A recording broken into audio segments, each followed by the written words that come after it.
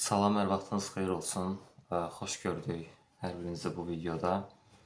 Əvvəla bu video yayımlananda artıq 2026-cı ilin əvvəli olacaq və mən hər birinizi yeni il münasibəti ilə təbrik edirəm. Sizə və yaxınlarınıza xoşbəxtlik arzu edirəm bu yeni ildə. Bugünkü mövzumuz legallıq və legitimlikdir. Hüquq nəzəriyyəsində, eləcə də siyasi fəlsəfi diskursda legallıq və legitimlik anlayışları bir-birinə çox yaxın götürülən anlayışlar hesab edilir və demək olar ki, bu sözlər sinonim işlədilir. Lakin onlar arasında bir sıra məna fərqləri vardır və bu videoda biz həmin məna fərqlərini nəzərə yetirməyə çalışacağıq. Əvvəlcə gəlin legallıqdan başlayaq. Legallıq qanuna uyğunluq deməkdir və deyək ki, legal sözünün özü latın dilindəki legalis sözündən götürülmüşdür və legalis sözünün də hərfi tərcüməsi Azərbaycan dilinə qanun deməkdir. Və legallıq da bu baxımdan elə qanuna uyğunluğu, normaya uyğunluğu özündə əks etdirir. Və bu legallıq bir çox məsələləri əhatə edə bilər. İstər hakimiyyət məsələləri, istərsə də hansısa bir normativ hüquqi aktın legallığı, yəni onun qanunlara və prosedura uyğunluğu məsələlərinin özündə əks etdirir və yaxud da hansısa bir şəxsin səlahiyyətləri, hansısa bir vəzifəli şəxsin, bu lider ola bilər və yaxud da hansısa inzibati vəzifə tutan şəxs ola bilər, onun səlahiyyətlərinin legallığını, yəni qanuna uyğunluğunu ifadə edir. Bu baxımdan biz üç belə deyək, element ayıra bilirik legallıqda. Yəni bu, yenə də deyirəm, hakimiyyət ola bilər, prosedur ola bilər, hansısa bir normativ hüquq aktın qəbul edilməsi ola bilər, deyək ki, hansısa bir şəxsin səlahiyyətlərinin dairəsinin müəyyən edilməsi ola bilər. Bu formal xarakterli olmalıdır. Yəni formallıq özlüyündə düzgünlüyü ifadə edir. Düzgünlük də belə deyək, uyğunluğa əsaslanır. Doğruluq fərqlidir. Doğruluq həqiqətə əsaslanır və doğruluq daha çox hansısa münasibətin mahiyyətindən irəli gəlir ki, nə dərəcədə bu məsələ həqiqətə uyğundur və yaxud da həqiqətə uyğun deyil. Doğruluq isə onun üçün əsas olan həqiqət deyil, onun üçün əsas olan, belə deyək, formadır, onun üçün əsas olan prosedurdur. Düzgünlük daha çox məzmuna deyil, formaya yönələn bir keyfiyyətdir. Ola bilər ki, çox şey məntiqi cəhətdən düzgün olsun, amma doğru olmasın. Yəni o məntiqin formal qanunları dediyimiz çeşitli şeylər var.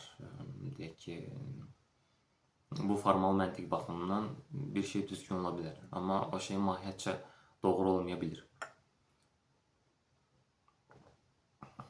Və normativ əsaslıq legallığın əsas elementlərindən biridir. Normativ əsaslıq nə ifadə edir? Bu, konkret olaraq hansısa bir hüquq normasına əsaslanmaya gedib çıxır. Burada artıq biz həmin hüquq normasının, yəni legallıq baxımından qiymətləndirdikdə, həmin hüquq normasının nə dərəcədə ədalətli, nə dərəcədə doğru, deyək ki, məsələn, nə dərəcədə bir digər kateqoriyaya uyğun olaraq legitim olduğuna baxmırıq. Yəni burada əsaslanan odur ki, formal olaraq yazılana uyğundur, uyğun deyil. Yəni normativ cəhətdən konkret hansısa bir maddə ilə, hansısa bir hüquq normasının maddəsi ilə bunu əsaslandırmaq mümkündür, yoxsa yox. Bu normativ əsaslığı ifadə edir. Bir digər əsas element isə legallıq üçün prosedura uyğunluqdur. Prosedura uyğunluq daha çox prosesual normalarına müəyyən olunur. Yəni burada da yenə biz artıq həmin o prosedural normanın mahiyyətinə, onun həqiqiliyinə, ədalətliliyinə baxmaq zərurəti hiss etmirik. Əgər onun legitimliyini müəyyən ediriksə, baxırıq, görürük. Ardıcıllıq varmı, prosesual normalara düzgün riayət edilibmi, deyək ki, hansısa bir vəzifəli şəxslər səlahiyyətlərini icra edərkən bu prosedur normalardan kənara çıxıbmı, çıxmayıbmı? Və bunlar hamısı birlikdə bu legallığı müəyyən edirlər. Formal xarakterli olması, normativ əsaslılıq və prosedural uyğunluq. Və legallığın əhəmiyyəti nədir? Legallıq hər şeydən öncə hüquqi müəyyənlik yaradır. Hansısa bir prosedurun, hansısa bir deyək ki, səlahiyyətlərin icrasının nə dərəcədə qanuna uyğun olduğunu bildirir. Təbii ki, bu özlüyündə yetərli deyil. Yəni, prinsipcə, hər bir hərəkəti normativ olaraq əsaslandırmaq mümkündür.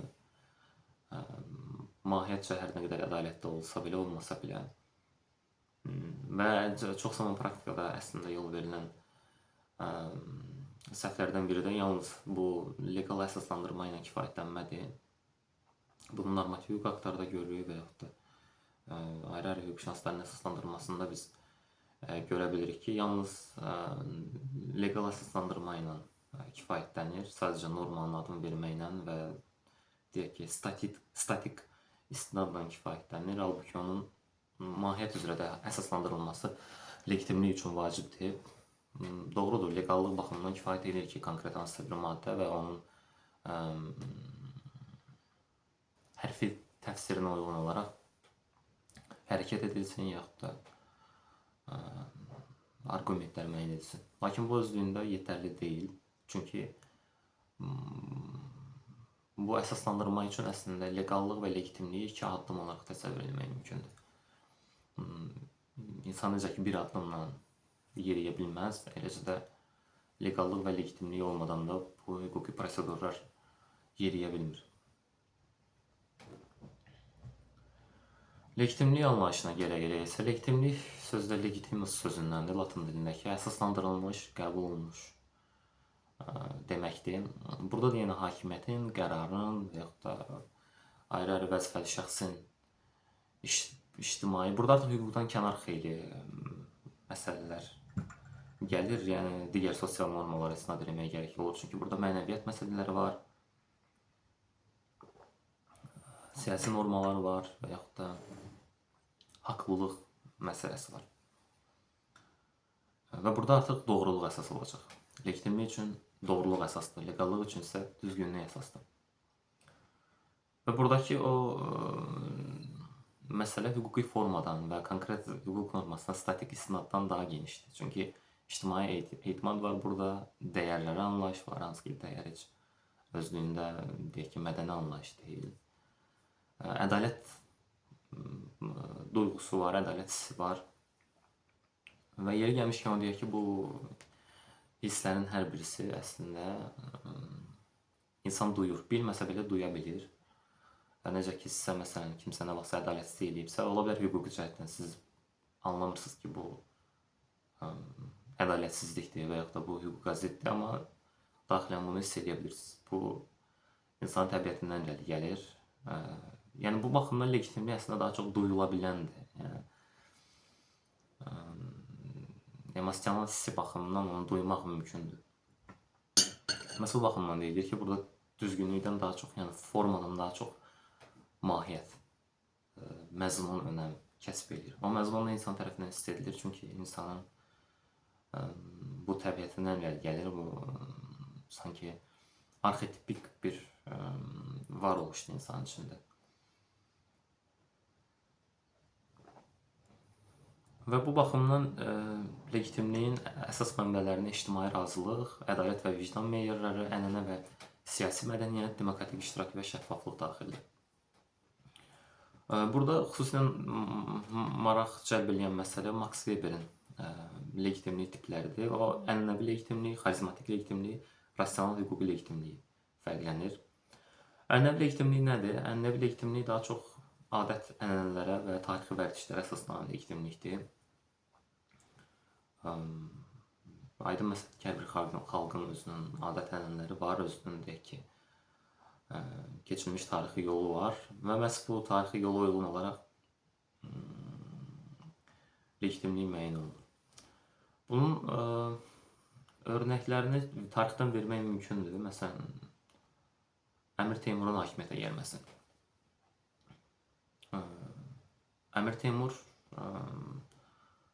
hakimiyyətə gələrkən öz dövlətini Turan dövləti elan etdi. Tarixi detallı məlumatları açıq mən verməkdə çətinlik çəkəcəm. Əgər varsa bu barədə detallı illərlə yaza bilərsiniz rəylərdə. Sadəcə mən ümumi o legitimliyi izah eləmək baxımından demək istəyirəm ki, məsələn, o tarixi ənənələrə riayət edərək əslində hakimiyyətə gəldi.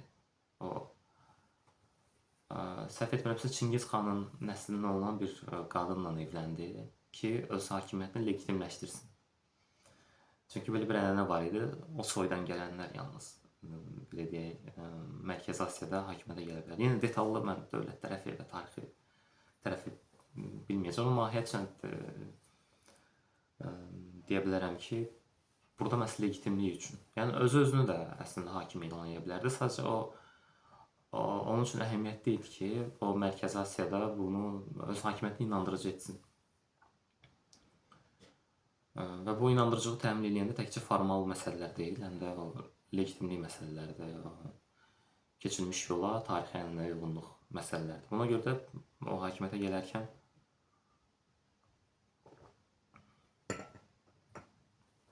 Çingiz xanın nəslindən olan bir qadınla evləndi.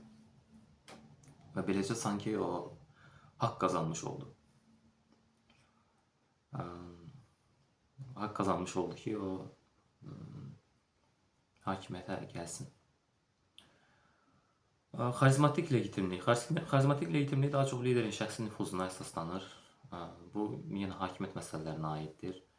Hansısa bir lider xalqın içərisində nə qədər nüfuza sahibdir, nə qədər o qəbul edilir və deyilir ki, həqiqətən bu insan bizə rəhbərlik etməyə layiqdir. O insan artıq xarizmatik legitimlik əldə etmiş olur. Adından göründüyü kimi yeri gəlmişkən Max Weber'in hakimiyyətin xarizmatik tipi də var. O hakimiyyətin xarizmatik tipini fərqləndirir ki, liderin, padşahın, deyək ki, məsələn, tarixdən örnək versək, hökmdarın xarizması ilə hakimiyyətin nüfuzu müəyyən edilir. Və gələk rasional hüquqi legitimlik. Rasional hüquqi legitimlik legallığa ən çox yaxın olan legitimlik formasıdır, legitimlik tipidir. Çünki burada hüquq normaları və prosedurlar vasitəsilə bu formalaşdırılır. Lakin legallıqdan fərqli olaraq burada hüquq normaları və prosedurları təkcə düzgünlük baxımından deyil, həm də doğruluq baxımından, ədalətlilik baxımından əsaslandırılması zəruri olur. Hansı ki, daha öncəki videolarda barədə danışmışdıq əslində ki,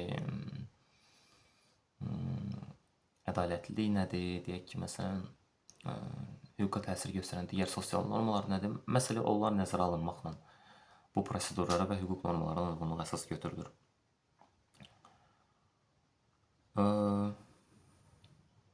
Məsələn, bizim konstitusiyada haqq ədalətə belə bir anlayış verilib ki, bərabər mənafelərə bərabər münasibətlər əsaslanır, normativ hüquq aktlarının qəbul edilməsi. Bu əslində daha çox legitimlik əsaslı bir normadır. Normativ hüquq aktının qəbul edilməsinin prosedurları var. Bu həm konstitusiya ilə müəyyən olunur, həm də ki, normativ hüquq aktlar haqqında Azərbaycan Respublikası qanunu ilə müəyyən olunur. Və eyni zamanda burada həmin o normativ hüquq aktların bir legitimlik tərəfi var. Və bu legitimlik tərəfdə əslində konstitusiyada bizdə haqq ədalətə, bərabər mənafelərə, bərabər münasibətlərə əsaslanmaqla müəyyən edilir. Doğrudur, bu hər nə qədər, məsələn, hər bir halda bərabər mənafelərə, bərabər münasibət, haqq ədalət doğurur. Bu ayrı bir müzakirə mövzudur. Bu mövzuda da başqa bir video çəkmək və ya yazı yazmaq mümkündür. Sadəcə mən istəyirəm başqa bir örnək də verim bu legitimlik məsələsinə dair. Azərbaycan Respublikasının konstitusiyasının preambulası. Orada tarixi ənənəyə istinad var, başdan bəri. Keçilmiş yola istinad var, deyək ki, hətta normativ əsaslandırma belə var, müstəqillik aktı. Azərbaycan Demokratik Respublikasına istinad var, onun varisi elan edir özünü. Burada niyyətlər sadalanır, hansı niyyətlə bu konstitusiya qəbul edilir. Özünün çox əsiri dövlətçilik ənənələrinə əsaslanaraq bu Burada məhz bu legitim əsaslandırma mətnin özündə görünə bilir. Yəni o preambulanı açıb baxmaqla hətta bu legitimliyi və legallığı duymaq mümkündür.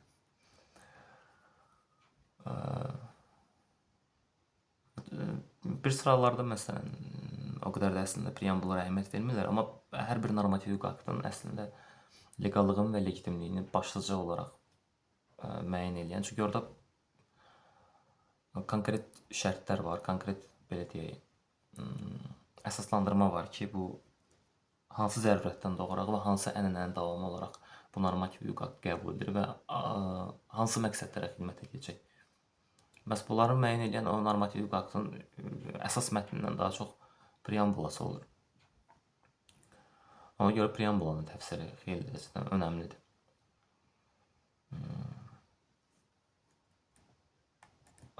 Necə ki, biz bunu konstitusiya örnəyimizdə görürük.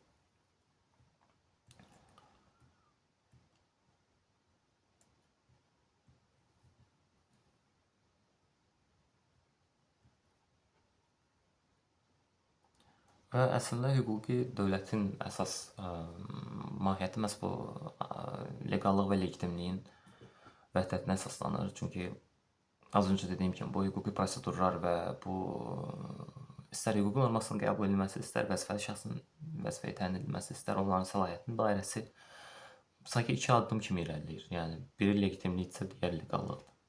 Bunlardan biri olmasa sadəcə ən azından axsayar bu prosedurlar. Çünki özlüyündə normativ hüquq aktının olması elə o demək deyil ki, bu əsasdır, bu belə deyək, başqa cür ola bilməz. Bununla belə onun legitimlik tərəfi önəmlidir. Və bu legitimlik tərəfi xeyli dərəcədə normativ hüquq aktları mübahisələndirilə bilən edir. Yəni daha öncəki mən fikirlərimə qayıtmaq istəyirəm və bu barədə də yazmışdım bir dəfə LinkedIn-də. Hüquqşünas mətnə bağlıdır, lakin ondan asılı deyil.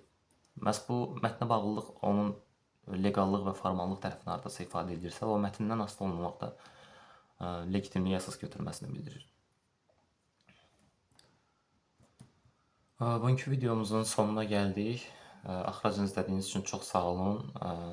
Kanala abunə olmamışsınızsa, abunə olub rəylərdə fikirlərinizi bildirə bilərsiniz. Yenə də növbəti mövzularda görmək istədiyiniz məsələlər varsa qeyd edə bilərsiniz. Çox sağ olun.